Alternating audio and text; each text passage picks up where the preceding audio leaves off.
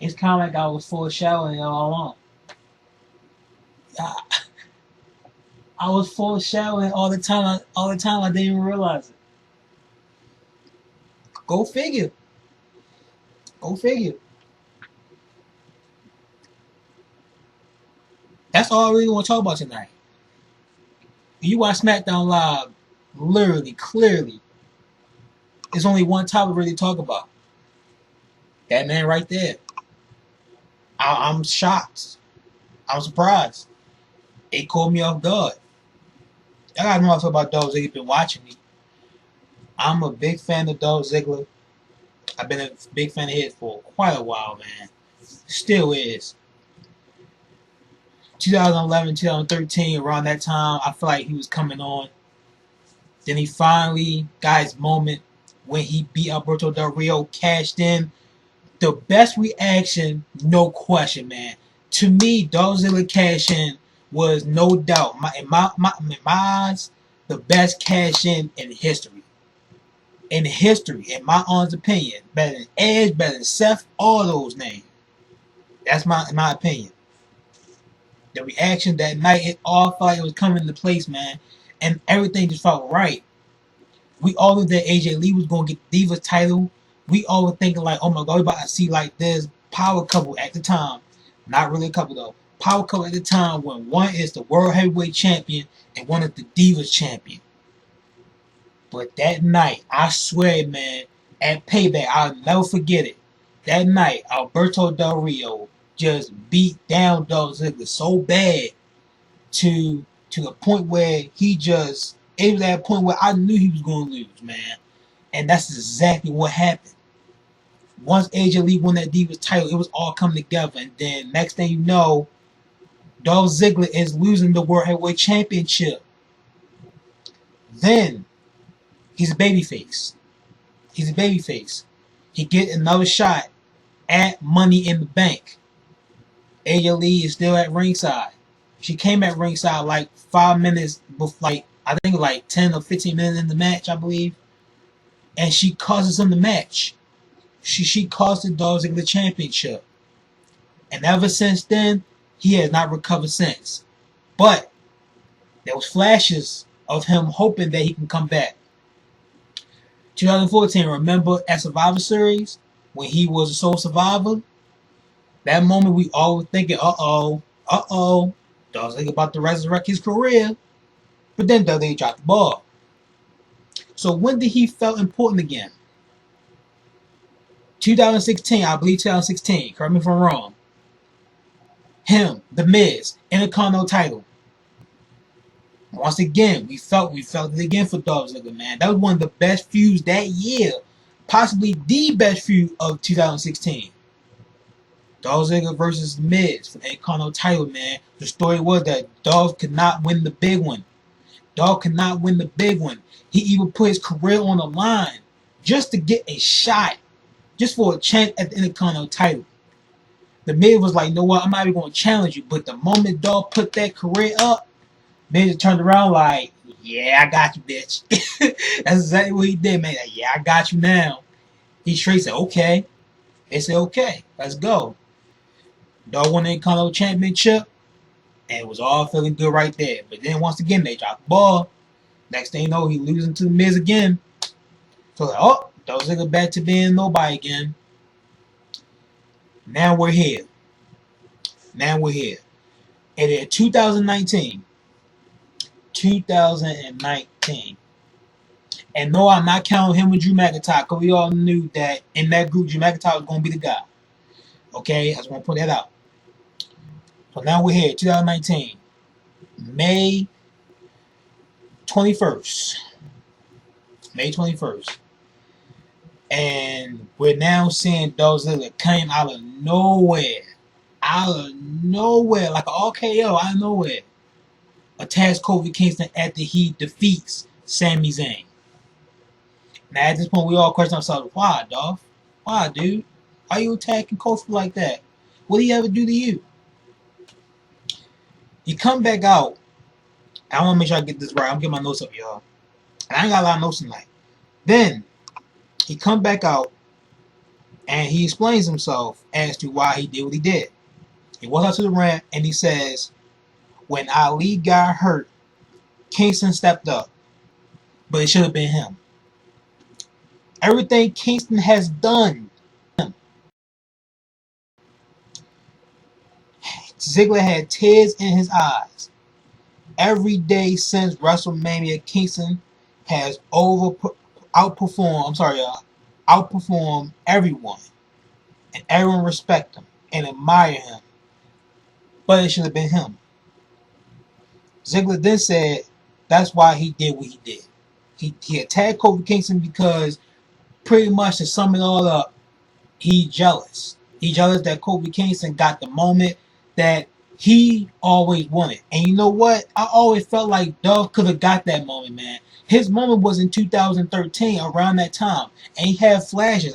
All those years I brought up, 2013, 2014, 2016, like all those moments. It could have been Dolph. It really could have been Dolph. Maybe Dolph could have been the Kofi. He should have been the Kofi already. WWE just didn't believe in him. WWE just say, you know what, we just don't believe in Dolph Ziggler. When the fans clearly was behind Dolph, they just never went with it and they went through with it. So then Ziggler then announced that he will win the WWE Championship at Super Showdown. So let's start right there. I gotta bring this up. So clearly WWE just don't know what number one contender match is. I understand that Dolph just came back and he attacked Kofi Kingston, but that doesn't mean he deserved a WWE Championship match. He had literally done jack shit to deserve the opportunity. You know what I'm saying? So off the bat, that didn't resonate with me. You know what I'm saying? I'm happy he's back, but I don't like how he getting a title shot for doing absolutely nothing. You know what I'm saying? So I don't like that whatsoever. So then he says, and I quote, at the end of this, Ziggler then says, when he wins, people will finally respect him. That's it. That was Dolph Ziggler's reason for coming back. He came back because he got jealous of Kofi Kingston, and now he want to have the moment that Kofi got. He wants Kofi's moment. And you know what? I believe there's some truth to this, man. I really do. I think Dolph really wanted to, number one, main WrestleMania, and number two, win the WWE Championship and have a big moment. You know what I'm saying? Who doesn't? I'm pretty sure everybody in that company want to have that moment. Everybody. You know what I'm saying? But the thing about with Dolph is, people were honestly like behind Dolph at that point. And so many other points. And every time, once again, I mentioned before, WWE just dropped the ball time after time after time again. And we have no idea why that is. So, I'm going to conclude by saying this about Dolph. At the end of this whole thing, man, no one don't deserve the title shot, but he get it anyway. I'm hoping that this is the case. I'm hoping that Paul Heyman recruited Dolph. I'm hoping that this is the case. I don't think this is the case at all, but I'm hoping this is what happened. That this was going to happen. That Dolph Ziggler is the new Paul Heyman guy. I'm hoping and praying that this is the case. And he wins the WWE Championship. And then we got Brock Lesnar, who I still don't believe deserved the briefcase. But he got it, so we got to move on now. I'm making passes now. We got to move on. He still don't deserve it. He cashed in on Seth Rollins and become Universal Champion. Then we got Paul Heyman with one Universal Champion in Brock and two WWE Champion in Dolph. Would that be something? You know what I'm saying? But I'm going to end it also by saying this as well. My final say about this whole Dolph thing. I'm going to tell y'all right now. Y'all see what it says on that shirt right there at the top of that sign? What that sign say? For those of you who knew, it says loser. That's what Dolph has been. He's been a loser. Now I'm going to tell y'all right now. If Dolph lose at Super Showdown, I'm making a bigger sign that says loser. I'll make a bigger sign that says it. Do you want to know why? Because this is the history of Dolph Ziggler. He always come in these moments and they always drop the ball with him. I'm not saying it's completely his fault. This is clearly all WWE. This dude should be at least a two-time WWE champion, like in my honest opinion. At least 2 times. Or maybe once. You know what I'm saying? At least one time in his career. Already. But if he don't win that Super Showdown, Dolph Ziggler's a loser. More losers than ever before. Than ever before. Even though he don't deserve the title at this very moment because he don't deserve the opportunity, but it's happening. It's going down. Dolph Ziggler versus Kofi Kingston at Super Showdown is happening. And if he don't win, he's a more loser. And I'm gonna change that sign and make it in a more bigger sign so you guys can see it way better than what I got up there. Promise you. Just wait for it. Just wait for it. Ladies and gentlemen, welcome to the channel, man. I'm Team161. Today we're going to talk about SmackDown Live. If you missed my previous videos, Money in the Bank review, still doing some good numbers, so shout out to everybody who watched that video. Same for Monday Night Raw, man. Monday Night Raw doing good numbers too, over 300 views. I think it's about like over 20 likes right now. That's pretty good, man. I love it. I love it, man. Thank y'all so much for watching those videos, man. Whether you love it or you hate them, thank you for watching, regardless. Also, follow me on Twitter and Instagram, man. Yes, follow me on both. You guys want to follow back, just let me know. You know what I'm saying? I don't mind following y'all back whatsoever. Just let me know. If you found me on the video, you best believe I'm going to follow you right back. You know what I'm saying? Especially on Instagram. I always follow people back on Instagram, whoever wants it. You know what I'm saying? And also, leave a comment down below on anything that you've seen on SmackDown Live tonight. And what's your opinion about this whole Dolph thing? You know what I'm saying? 'Cause that's really like the biggest thing really to talk about, honestly. And everything else was just there. You know what I'm saying? Nothing really much to talk about besides what happened with Dolph Ziggler. And I just explained everything with Dolph, man. So, but we gotta talk about everything else, man. Cause this is a SmackDown review, not the Dolph Ziggler review. So let's talk about everything. Get the show over with, man. You know what I'm saying? First thing first. Backstage, Elias apologized to Shane McMahon for losing at Money in the Bank, even though it was a given. And he offered to help Shane at Super Showdown against his match against Roman Reigns. Like I mentioned in my Raw review, I knew it was coming a mile away. I kept on saying it. Like the moment I seen Shane and Roman lock eye to eye. I'm pretty sure you guys were saying it too, though, because it was obvious. You know what I'm saying? But I think you know what I'm saying like a couple times. But Shane says that he doesn't need help. He will handle Roman Reigns himself. Okay? So then, we get the Kofi Kingston and Xavier Woods. You know, and they're about to announce Big E back into the fray, to the trio, man. So, they walked out to the ramp, and they announced Big E. But, the thing is, they had like this little, guy, like, in some, like, dress or whatever, like, as Big E. But it wasn't really Big E. So then Woods and Kingston kicks the guy off the ramp, and then Big E shows up. You know what I'm saying? You know, this New Day doing New Day shtick, man. Does New Day entrance, a dance out onto the stage. Big E says he misses his boys and the WWE Universe, man. Kingston then says, this past Sunday, Brock Lesnar became Mr. Money in the Bank. Don't remind us, Kofi. Don't remind us of that horrendous decision. Just saying, bro. Don't remind us of Brock. Okay? But Wisdom says, more importantly, Kingston defended the WWE Championship against Kevin Owens, successfully might I add. And then Kingston says tonight isn't about him. It's about Big E. Owens didn't come out of nowhere interrupted. And Big E yells at Owens to get out because this is his party. His party. Then all of a sudden Sami Zayn comes out. Joins up with Owens onto the ramp. And then Zayn complains about Big E. Then, getting a big return spot when Zayn got nothing. Got nothing. Then Owens hands Zayn his mic and walks away. So Owens just comes out, stare at Kofi, just hands Sami Zayn the mic and then walks away. Why? Why? Is he just too ashamed that he lost to Kofi Kingston? Or is the fact that maybe he just don't know what to say about Kofi Kingston? Because he did lose. I mean, he did lose clean. So, or maybe Kevin Owens just saying, you know what? It's not really much to say now. I'm just going to keep going at this guy until I get what I want. And that's the WWE Championship. So, anyway. Then Woods played the trombone and drowns out Sammy's complaining. While he complaining, Sammy's complaining.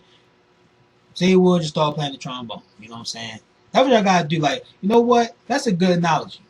When you just hearing all this hate just coming at y'all ears, man, let's put some music. Like, just put some music on one night. You know what I'm saying? Just block out all the stress. You know what I'm saying? Sometimes just listen to music, you know what I'm saying? Just got your eyes closed, listen to it. Just have your eyes closed, listen to music. Just feel it. You know what I'm saying? It works.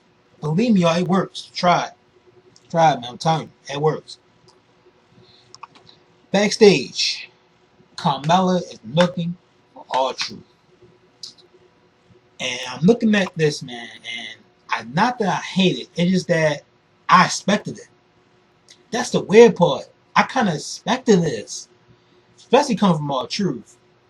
R-Truth got on this blonde wig, like looking like Carmella. Then R-Truth asked Carmella to help him. Everyone looking for R-Truth, because pretty much he's the 24/7 champion. Which, by the way, like I said, that title was ugly. I mentioned my that Raw review, man. That title, number one, that title was ugly. Number two, it's not gonna make the show any better. Just saying. Just saying. Next. Ali versus Andrade CNRS. Gonna keep mentioning that too. This match was great, man. I love this match, man. I love this match. And I don't know if this is a fact or not, but I'm kind of getting the vibe that Andrade is getting frustrated. You know what I'm saying? Not like really frustrated, but like storyline frustrated, man. I don't know if this means that he's going to just leave Selena Vega, but that would be a bad decision, number one. And number two, like, I still believe that Andrade is going to become the Intercontinental Champion. Because he do got a match with Finn Balor at Super Showdown. But here's the thing. With Ali beating Andrade, does this mean that they're going to add Ali into the match? Cause I can see this happening, man. I can see them adding Ali to this match, making it to a triple threat. I don't mind it. But here's the thing, though. I know that Andrade, you know, even though I don't like champions getting pinned on Raw or SmackDown on most nights, but Andrade earned his shot. Now, like I said, with Ali being Andrade, you know, that does technically mean that he deserved a shot. But I would now this is me just nitpicking, y'all. I would much rather see Ali versus, you know what I'm saying? I would much rather have Ali versus Andrade for the title once Andrade won it in one-on-one capacity. Even though we already seen tonight, you know what I'm saying? But I would much rather see a one-on-one. Like, enough of these triple threats and four ways. I mean, that's just me just nitpicking, man. You know what I'm saying? Don't take that seriously. That doesn't mean just nitpicking. I would much rather see a one-on-one match. Much rather see a one-on-one. But anyway, backstage, Carmella has given R-Truth a makeover, which pretty much got him completely, not gonna say completely exactly look like her, but he was on point though with it. But I'm just looking at this, I'm like, why this happened? And like I said before in my Raw review, man, I knew what's going to happen, man. Like, this 24/7 rule is going to do nothing but have these backstage shenanigans where guys going to be winning that title and just doing crazy things. Just like back in the Attitude Era with the Hardcore title. It's the same shit, man. Same shit. The only difference with back then, it actually felt realistic back then. And now in this era, it doesn't. It doesn't. But another thing, and I don't know why this happened on television. Carmella and R-Truth. No, with R-Truth, I'm sorry, y'all. Carmella with R-Truth versus Mandy Rose. You know? Now, I do understand why this happening, but like I said, I don't know why it's happening now. Like, you know what? Honestly, I would have preferred this as Super Showdown. Because I'm looking at it like this, man. Like, we gotta have some more women built up. Just build up, just feel important. We seen what happened at Money in the Bank, right? With whole Carmella getting hurt because of Mandy Rose and what happened. They could have made a storyline out of this. They could have easily had like Mandy Rose like attack Carmella, like just keep attacking her, bring her down, and just say and have Mandy Rose say something like, "Oh, I meant to hurt you on purpose. Like I did it on purpose." You know, she didn't really mean to do it. But just think like we need something with these women to get involved, like some type of like direction with these women, man. It's like they just put on matches. Like, just something that small just would generate some interest because it makes sense. Because we seen what happened at Money in the Bank. And they could have said, had Carmella, you know, babyface, stand up strong. You know what I'm saying? I want you at Super Showdown. Now, now everybody will not be interested in that match, but it makes sense. I mean, I hope you guys understand where I'm coming from with it. I might sound a little confused, but I hope you guys understand where I'm coming from with it, man. It makes sense, though. Just look at Money in the Bank and what happened. with Carmella and Mandy Rose. That's all you need right there. Can make storyline from that. Boom. Super Showdown. You know what I'm saying? But they had no SmackDown tonight, man. And the match ends in no contest after R-Truth put Carmella on his back and runs away towards the crowd. Referee called for the bell. That was it. It's going to too long on that one. Backstage, Bayley is backstage. She said that she would do everything she had to do again to win the SmackDown Women's Championship all over again. And she had to. And the hugs are done. So I'm loving this side of Bayley, man. This is a side of Bayley that we need to see for a long time. No more hugging, no more like cheerful goody Bayley. Like, no, man. Like Bayley, it's time to get serious, sweetheart. She ready to get serious, man, and defend that SmackDown Live Women's Championship. That's what we should have seen for a while now. And I'm glad we seen it now. So kudos to WWE for letting Bayley finally get serious and get down to business. That's what we need for Bayley right now. That's what we need from Bayley right now, man. So I like that aspect. Backstage, Big E is found on the ground, clutching at his right knee. Big E's right knee. And then Big E told Woods and Kingston that it was almost to attack them. So the fact that we get Kingston and Dolph at Super Showdown, I don't know if Kevin Owens and Kingston is done. Maybe they're gonna continue. Maybe for all we know, he could mess up the next Super Showdown, or maybe after Kingston get past Dolph, Kevin Owens going right there next in line. I don't know, or maybe they're setting up Big E versus Owens. I don't know what they're doing right now. I don't know what they're doing, but all we know is that according to Big E, anyway, you got attacked by Owens. What it's gonna mean, I don't know. What I don't know, man. So I already explained what happened with Kingston and Sami Zayn. They had a match and Kingston beat Sami Zayn, and I explained what happened after that. We seen Paul Heyman came out, just teasing, like holding a briefcase, no sign of Brock Lesnar. All of a sudden, Dolph Ziggler came out of nowhere. That's when I was thinking that I hope that Dolph is a Paul Heyman guy, because that would be awesome. You know what I'm saying? I hope that's the case, man. I would love that, y'all. I would absolutely love that. If Dolph Ziggler just turn out to all of a sudden be a Paul Heyman guy. Like, that would be something, man. I'm telling you, that would be something. That would be something. So, Kingston had been taken out of their ring on a stretcher after the attack from Dolph. Kingston got on the stretcher and walked to the back under his own pop after that. So, then backstage, we see Roman Reigns. Roman Reigns walking to the parking lot. Elijah played his guitar while on top of a WWE truck. And I guess Elijah is saying, you know what? Instead of just doing my shtick, inside the ring, I'm going to try it in a different spot. On the top of WWE truck. So I guess Elijah trying to get creative now. Great. Good job. Next line, man. Bayley versus and Becky. I said versus. Bayley and Becky Lynch versus Lacey Evans and Charlotte Flair, who I'm assuming at some time in the future, I can see this coming now, becoming the women tag team champions. I can see it. Maybe they might do it even now. Matter of fact, I would much rather have these two become the champions than the Iconics right now. You know what I'm saying? Like I said, Lacey Evans, she's not there yet, but she's better than the Iconics. I ain't stuttering. You heard me? I think Lacey Evans, honestly, right now, better than the Iconics. And clearly, we all know how Charlotte. We know Charlotte resume. I ain't got to talk about that. So I would much rather have these two become the tag team champions than the Iconics. At least they might do something with them too. Clearly. I'm just saying. But another thing, Lowe's point that I didn't like, man. Like, even though it is a tag team environment, we're still seeing Becky Lynch versus Charlotte.